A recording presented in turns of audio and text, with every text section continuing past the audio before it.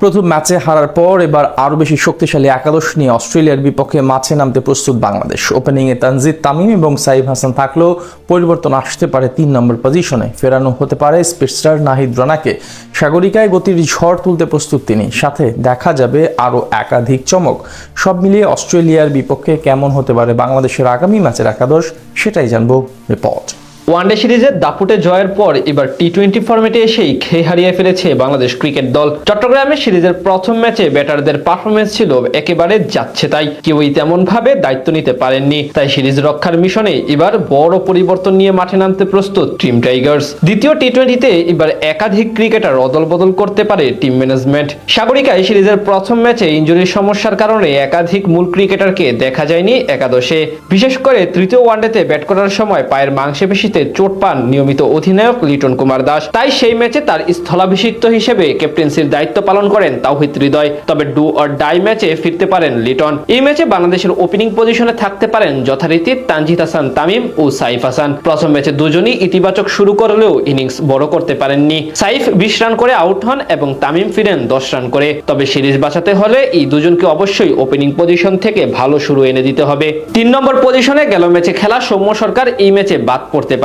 তার বদলে একাদশে ঢুকতে পারেন লিটন কুমার দাস। সৌম্য প্রথম ম্যাচে 18 বলে 17 রান করে আউট হন। প্রাপ্ত সুযোগ বলা চলে তেমন ভাবে কাজে লাগাতে পারেননি বামহাতি এই ব্যাটার, তাই তাকে বসানো হতে পারে। 4 নম্বরে খেলতে পারেন সহ অধিনায়ক তাওহিদ হৃদয়। সাগরিকায় আগের ম্যাচে প্রথম বলে ছক্কা মেরে শুরু করলেও ইনিংস বড় করতে পারেননি তিনি। সিরিজ বাঁচাতে হলে মিডল অর্ডারে অবশ্যই তাকে ভালো কিছু দেখাতে হবে। তার সাথে 4 নম্বর পজিশনে থাকতে পারেন পারভেজ হোসেন ইমন। নিউজিল্যান্ডের বিপক্ষে সিরিজে ভালো করলেও অস্ট্রেলিয়ার বিপক্ষে তেমন ভাবে নিজেকে প্রমাণ করতে পারেননি ইমন। তাই এই ম্যাচে ইমনের উপর বাড়তি দায়িত্ব থাকবে। তার সাথে ফিনিশার হিসেবে টিকে যেতে পারেন শামীম হোসেন পাটোয়ারি।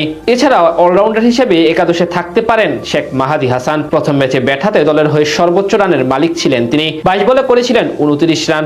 এছাড়া বল হাতে নিয়েছিলেন 1 উইকেট। তার সাথে জুটি বাঁধতে পারেন লেগ স্পিনার রিশাদ হোসেন। এদিকে নিজের অভিষেক ম্যাচে জোড়া উইকেট পেলেও বাদ পড়তে পারেন আব্দুল গাফফার সাকলাইন। তার বদলে একাদশে ফেরানো হতে পারে স্পিডস্টার নাহিদ রানাকে। ক্যারিয়ারে একটি মাত্র আন্তর্জাতিক টি-20 ম্যাচ খেলা রানাকে অস্ট্রেলিয়ার বিপক্ষে দীর্ঘদিন পর ফেরানো হয়েছে এই ফরম্যাটে। তবে প্রথম ম্যাচে সুযোগ হয়নি তার। এবার সিরিজ রক্ষার মিশনে ব্যবহার করা হতে পারে রানাকে। তার সাথে পেস বোলার হিসেবে বাকি দুজন অর্থাৎ মুস্তাফিজুর রহমান ও শরীফুল ইসলাম বহাল থাকতে পারেন। প্রথম ম্যাচে ছোট পুঁজি ডিফেন্স করতে নেমে দুজনই দুর্দান্ত বোলিং করেছিলেন। সব মিলিয়ে বলা চলে অস্ট্রেলিয়ার বিপক্ষে সিরিজ রক্ষার মিশনে এবার নিজেদের স্কোয়াডের সব সেরা প্লেয়ারদের নিয়ে মাঠে নামতে প্রস্তুত বাংলাদেশ ক্রিকেট দল।